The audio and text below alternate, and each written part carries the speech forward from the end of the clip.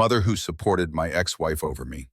My mother who supported my ex-wife over me and made up false evidence so that I could lose everything in the divorce, has reached out to me 3 years later with bad news, telling me that I was right all along and now needs my help because my ex-wife did this to her.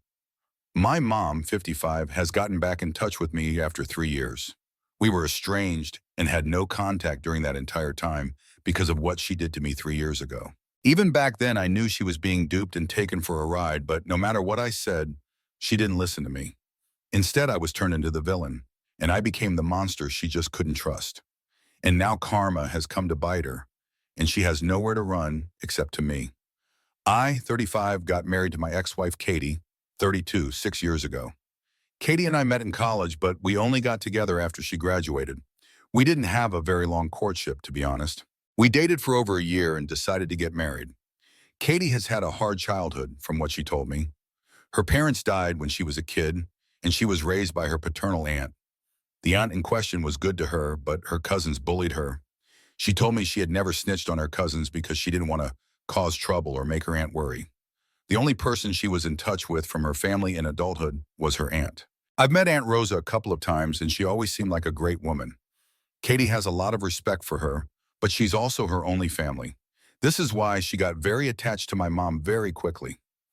I am one of 3 brothers, and my mom had always wanted a daughter. My brothers, twins now 31, Arthur and Anthony, both live abroad. They relocated right after college and have their own lives there. So even though we are close and talk regularly, I was kind of the only one around for Mom, and so was Katie. To Mom, Katie was the daughter she never had. And if I'm being honest, Mom and Katie shared a heartwarming relationship right off the bat. This was a big reason why I knew so early on that she was the one. I was wrong. Katie always used to tell me she never had a family, so she was happy that she got to make one with mine. All in all, things were good between us both before and after the wedding. It was a happy relationship by all means, and there was never any reason for me to think this would end up being such a disaster. A little over 3 years ago, Katie and I started having problems. They weren't very unusual. I think the stress from COVID and the big lifestyle changes everyone was going through just caused a lot of distress and hostility. That's what I thought, but Katie was festering something even more cruel in her heart. Both of us got snappy with each other. We wouldn't talk much, or we just drowned ourselves in work. This went on for some time, and then I realized we needed to talk it out. We did, and the situation was resolved, at least for me. The troubles were cropping up because of some small issues, and they weren't anything that couldn't be worked on. To my absolute horror, one random day, Katie packed her bags and left just like that. No note, nothing. I called her up, and it went straight to voicemail. I thought maybe there had been some kind of emergency, and that's why she wasn't available. I waited for a couple of hours and called her again. She answered and said she had decided to leave me because I was not right for her and I had been abusing her. She said she didn't want me to contact her anymore and that the only way we could be in touch was through her lawyer. I was completely blindsided. There was absolutely no reason for her to behave this way. There was nothing wrong between us. I was not abusive, not in the very least. Yes, we had our fair share of disagreements like any normal couple, but that was it. I had never laid a single finger on her. Our finances were separate, and we had a joint account where we put in money for utilities and groceries. I really didn't know what had happened to her, and I didn't know where she had gone. I tried calling her again and saw that I was blocked. She had blocked me on social media as well. In an instant, we had gone from happily married to having no contact at all. The worst part was that I didn't even know what had gone wrong. I called up my mom and asked if she knew where Katie was. She said she had no idea. She asked what had happened. I told her about it briefly, and that was it. The next 2 weeks were absolute torture. There had been no communication from either Katie or her lawyer. I tried calling her here and there, but I was blocked. It was extremely mentally harrowing, and the foolish part of me felt this was part of a very elaborate prank and that things would go back to normal soon enough. That didn't happen. At the end of 2 weeks, I received communication from her lawyer saying that she was going to charge me with assault, and that was cited as the reason for the divorce. My eyes nearly popped out of my head because I hadn't ever in my entire life hit her, even slightly or even in fun, nothing at all. I had to engage a lawyer of my own, and the legal fees nearly bled me dry. My lawyer wasn't worried about the case because he said that Katie didn't have any proof to show that she was assaulted, just like I didn't have any to show that I wasn't. So he said the matter could be dealt with. What neither of us knew, however, was that Katie and my mom were in cahoots the entire time. I don't know what Katie said or did to pull this off, but what I saw completely shattered me. During the entire divorce process, my mother had been kind of absent. I thought that was her nature, and besides, I didn't want to bother her either. But the reality was quite different. The truth was that Katie had been living with Mom the whole time, and all the while, Mom knew fully well that I had been looking for Katie and had told her my side of the story, which wasn't much, just that she had randomly left. Even then, she did not think it proper to at least let me know that Katie was safe. She had been harboring Katie all along, and she was the one Katie was using as a witness to the assault that never happened. It was a complete show, and at that point, I wasn't just confused about my wife leaving me, but also felt betrayed by my own mother. Before the case was to go to court, Katie called me up and said that she had an offer to make. She said we needed to meet for it, and when I met her, I saw Mom there. I thought Katie had brought her as a third party to try some sort of mediation, but it was just the two of them hounding me. Katie said that she was willing to drop the charges of assault only if I gave her my house. Otherwise, she would continue with her case, and that would be on my record forever. I looked at Mom, and she said that she couldn't believe she had raised a man who had hit his own wife. I told Mom that Katie was lying and that I had not done anything. And that's when Katie came out with proof. Images of bruises, a busted lip, screenshots of me threatening her, when none of that had actually happened. It all looked so real. It felt as though maybe it had happened, and I had somehow forgotten. I think that was their motive as well. They wanted to gaslight me into believing that I had done something, to make me admit to my crimes. However, I stood my ground, and so did Katie. She said the house was the only thing she was willing to settle on. It took a lot of persuasion and begging on my part for her to agree to a large monthly alimony until she got remarried. She wasn't particularly happy about it, but the amount was huge, and I think that shut her up. Ever since then, I've had sleepless nights over what went wrong. Thankfully, I had my brothers who flew down and spent time with me. They were the ones who stood by me through thick and thin. They told me that they had complete faith in me and knew I could never do something like that. I have been paying a little less than half of my original paycheck to Katie ever since, and I have had no contact with her. 6 months ago, I found out through the grapevine that Katie had actually remarried. Our agreement was that I would pay her until she got married, and she had completely violated that agreement. The agreement was formal, drafted after that meeting by our lawyers, and categorically signed by both of us. Since there was a violation, I could have actually pursued legal action, but I did not want more drama. I just had my lawyer communicate that since my obligations to her were over, there would be no more payments. Thankfully, her lawyer did not press for more, and I thought the matter was settled. Just as this part of my life kind of resolved itself, I got a promotion at work and a huge bump in my salary. I had more disposable income than ever and was enjoying my life with it. I still have a lot of mental issues because of what I had to face, but I know now that I'm in a better place. To my shock, last night I had a visitor, my mom. When I saw her at the door, I slammed it shut in her face. I didn't want to talk to her, not after what she had done, not after how she had believed and supported Katie over me, despite knowing the kind of man I am. I don't have an issue with her choosing Katie over me because Katie isn't biologically related to her, and I am. I know she loved both of us a lot and equally. My issue with her was that she knew I wasn't the kind of person who would do something like this, yet she still chose to believe Katie over me. It was like I didn't even have a chance. She never gave me the opportunity to explain. She never tried to understand what was happening. She trusted every word that came out of Katie's mouth, and to her, that was gospel. So now I had no space or need for her in my life. I was done. She was begging through the door, telling me that she had made a huge mistake and wanted me to forgive her. She said she just wanted to clear things out. I shouted that I was never given the opportunity to clear things out. So why should she be? She said that she wouldn't leave my doorstep until I let her in and listened to what she had to say. I thought she was bluffing and would leave after a while, but no, She sat there for a good 3 hours before I finally let her in. Then started the big reveal of what had actually happened, how Katie had manipulated her through and through and finally thrown her out after she had used her to the last drop. The day Katie left home, Mom told me she actually went straight to her place. Katie begged Mom not to involve me, showing up covered in bruises. She told Mom I had been abusive towards her for some time and needed to get away. Katie said she didn't trust anyone but Mom, and Mom, of course, believed her. She told Katie she could stay there as long as she needed. Mom said she knew I couldn't do something like that, but seeing those bruises threw her off guard, and she said she couldn't help but believe Katie. I told her I hadn't done anything and that I'd never abused her, and Mom now says she believes me.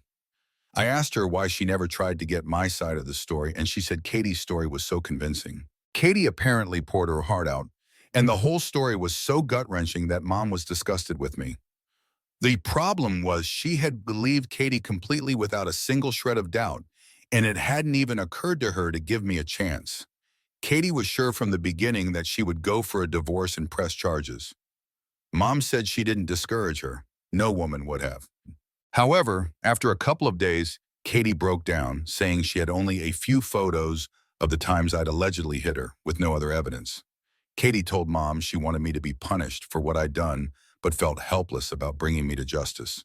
That's when they decided to fabricate evidence against me. Mom was already convinced Katie was telling the truth, so it was easy for Katie to manipulate her. That's how they made all those screenshots that never even existed. Mom says Katie completely blinded her against me. She never could have imagined Katie would turn out to be so diabolical.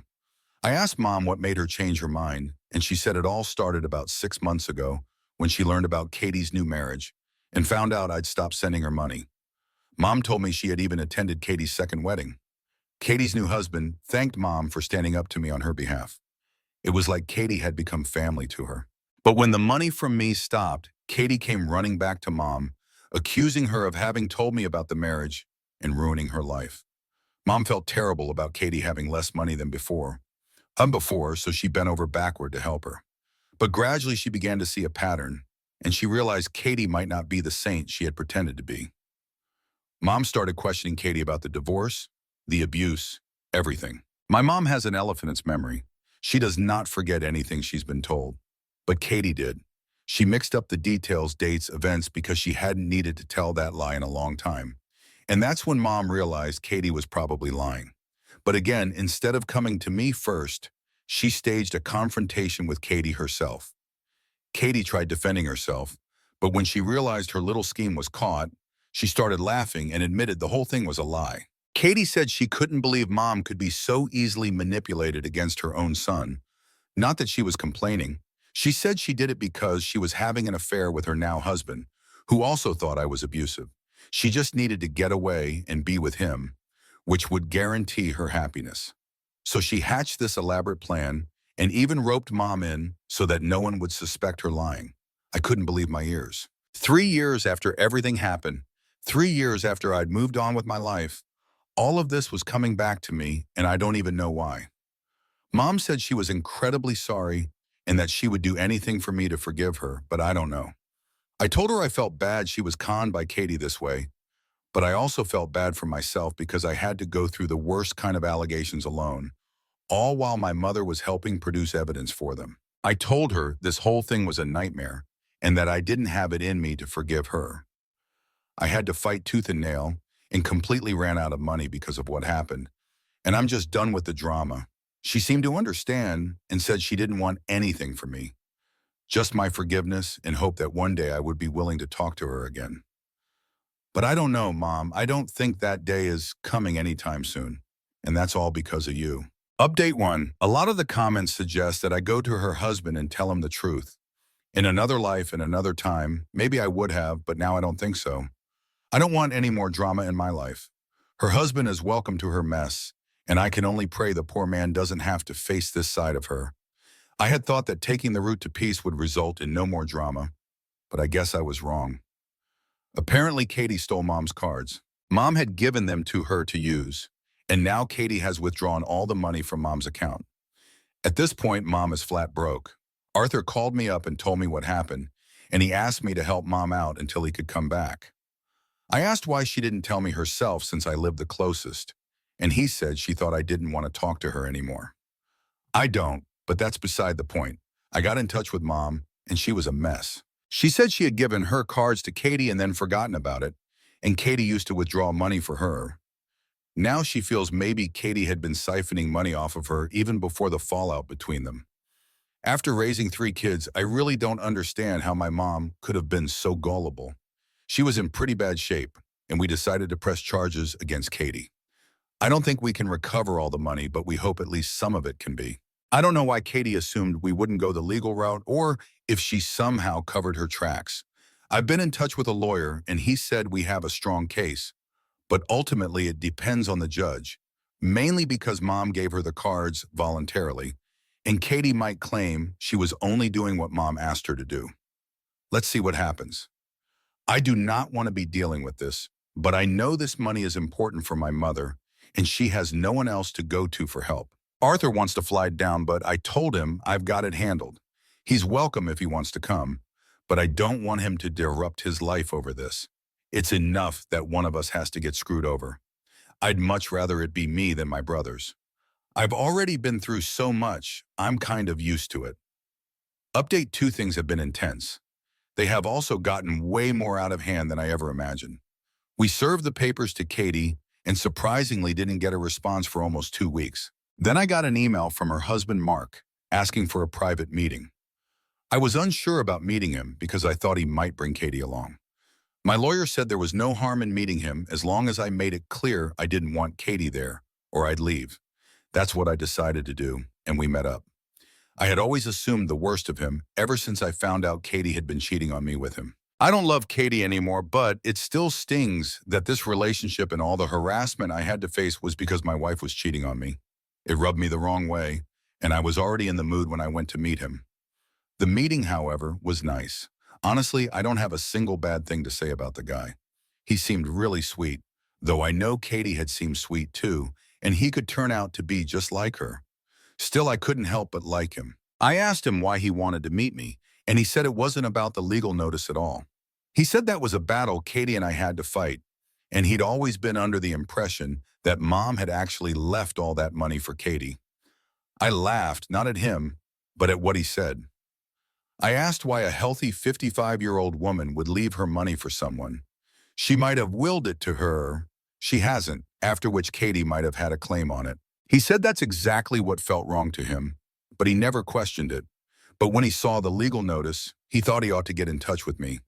He said he could never really understand what led to the rift between Katie and my mom because they seemed so close. He also said that after Mom supported Katie through her divorce and everything, coming back to me just seemed fishy. He said he just wanted to nip this in the bud and find out what had really happened. I hesitated for a while because, to be frank, I didn't think he'd believe me. Not that I blame him. Heck, I wouldn't have believed me, but I think I gave in because he had a right to know. So I told him everything from start to finish about what had actually happened. He was quiet the entire time, and then he randomly started asking me a lot of questions. I answered as best I could because I didn't remember every detail of our marriage down to the exact date anymore. I could feel his soul leaving his body when he realized what a game Katie had played. I also told him that Mom had confessed she fabricated all that evidence. Then he told me their affair had been going on for 6 months before Katie left the house, and she started it by pretending to be a victim of domestic and financial abuse from me. That was how they started talking, and he felt she was trapped in a bad marriage with a bad man and that he somehow had to save her. He said she kept the ruse going for a long time but never gave him specific details, especially after they got married. She always said she didn't want to talk about it. She basically played both him and me, and he was mortified. I sympathized with him because 3 years ago I'd been in the same shoes, and I saw my life change in minutes. He thanked me and said he'd be in touch, but also told me never to reveal to Katie that we had met. I told him I had no contact with Katie anymore, and only the case would force us into some kind of contact. It was an intense meeting, and I don't know what to think anymore. I don't know what will become of the case, but I can only hope the man and the money are safe from her. Update 3. We won the case. I'm sorry I haven't been giving updates or details of the case. My lawyer advised me not to share confidential information, and I've been following her advice and instructions to a T. All in all, Katie is in for a lot of trouble. She has to pay back all the money, and this will be the first misdemeanor on her record. Unfortunately, she won't be jailed for what she's done, but well, a win is a win. On the personal front, Mark, her husband, has filed for divorce. I don't know whether he's told her that he knows the truth or not, but I'm assuming he hasn't because if he had, I'm sure she would have tried to stir up trouble in my life again. That hasn't happened so far, so I think he's kept quiet and is choosing to quietly exit the relationship. Good for him. He's smarter than I was. We're actually meeting up for drinks later this week. It's funny how I've made a friend, I think, in the most unexpected of circumstances. It's not ideal, but it is what it is. As for my mom, I am extremely low contact with her. I helped her out because I couldn't see her lose all her money. Other than that, I'm done with her. Though she had hoped the entire case situation might bring us closer, she hasn't been pushy since the judgment was announced. I think I can finally lay this episode of my life to rest and be free from the toxicity that it brought.